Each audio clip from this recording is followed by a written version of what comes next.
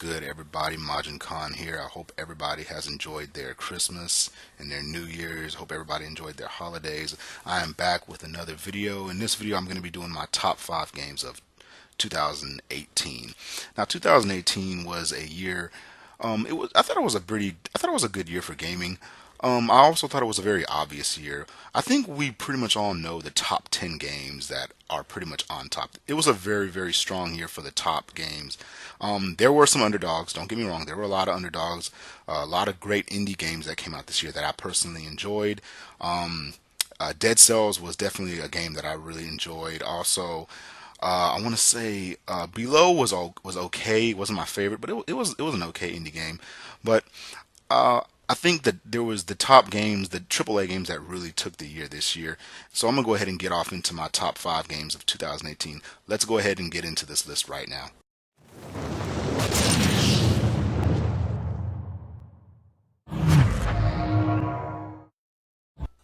All right, so starting off with number 5 is Celeste.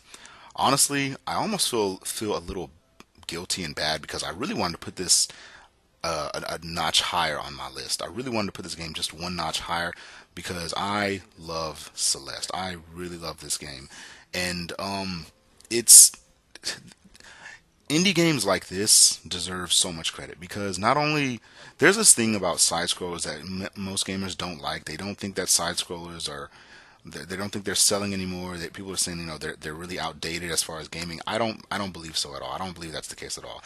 I think side scrollers are still very strong. And depending on who the developer that makes these games, I have to say that people really should play more indie games because indie games are really selling hard. They're doing very well right now too. And Celeste to me is a 10 out of 10 game. Great music. The music for this game is just amazing. Uh, the environment that you play in, the story is very good. There's a very deep story to this game that's just more than trying to sell it basic video game story. It's way deeper than you will ever believe. But Celeste is hands down one of the best games I've played this year. All right, now coming in at number 4 is Spider-Man exclusive for the PS4. This is a Spider-Man game that we have been waiting for and we've always wanted. That this is the Spider-Man game that really took us back to, well, not took us back, but made it as great as Spider-Man 2 was when it came out for, I believe it was for the PS2, I believe. It was years ago when that game came out. I believe it was a PS2. I could be wrong, but this is the Spider-Man game that we've always wanted, and the story of this game is phenomenal. Probably one of the best Spider-Man stories I've ever played.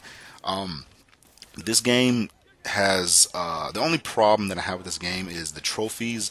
They're a little too easy to get. Now I do know they have some DLCs. I've yet to play the DLCs. I only played just the base game without them. But even then, the game is amazing. The different types of skin you can get, the different types of gadgets that Spider-Man has. This is the ideal. If you're a huge Spider-Man fan, then this is the game that you must play in order to fulfill your dreams when it comes to your fandom of Spider-Man. Alright, so coming in at number 3 is Monster Hunter World.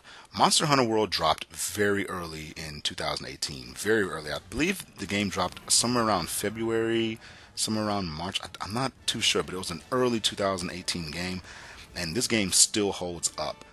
I never really played Monster Hunter before this one.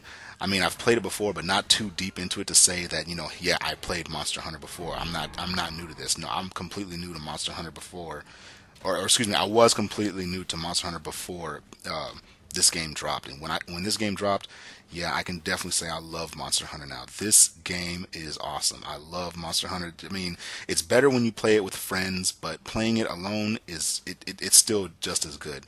I can say that the story for this game could have been just a tad bit better, but even then, I still think that this game is great, and this is why this game is in my top 5 category, because just capturing monsters, killing monsters is a freaking thrill, even though it can be a pain in the ass sometimes, the preparation and, especially when you die and have to go refine the monster again. Even then, it's still an awesome game to play, and I definitely recommend anybody who has not played Monster Hunter World definitely give this game a try. I think you will find some enjoyment with this game.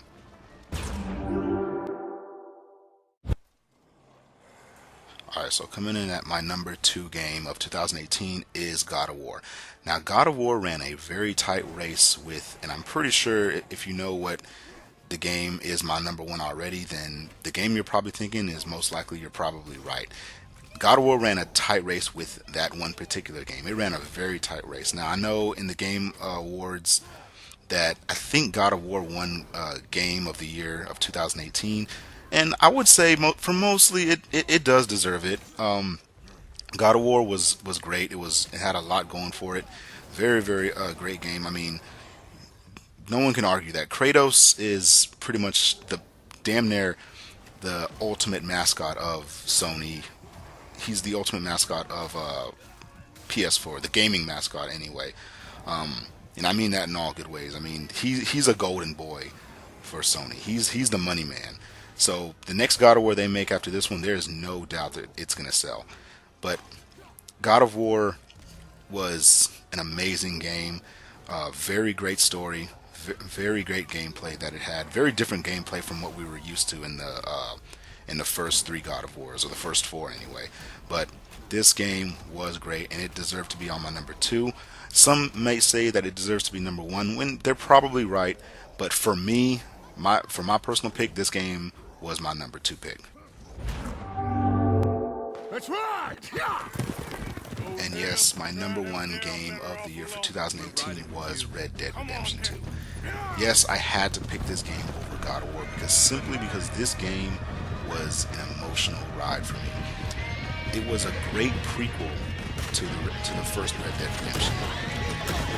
This game added so many things that the original, the first one, did not. The hunting mechanics in this game were a lot tougher than you think. Hunting for the perfect pelt is a pain in the ass sometimes because one wrong shot can ruin that pelt. It can ruin the animal, and also robbing people was fun. The bounty system in this game was a lot tougher than you think. The littlest things can get you, a pretty pain in the ass bounty to have to pay to get off, which made the player really careful with the decision making in this game. But mostly the story in this game was just great. I mean, this is great Western tales right here that you're seeing in Red Dead Redemption 2. I'm not going to get into too much details of the story of the game in case some people have not complete the game, but I highly recommend you play this game to the full end. That way you can really get the full experience of Red Dead Redemption 2. But that's going to complete it for my top 5 games of 2018. And I want to know, was there any games that you personally thought should be on the top 10 or my personal top 5 list? Any games that you played that I have not played? Let me know in the comments below. And until then, I'm going to catch you guys later.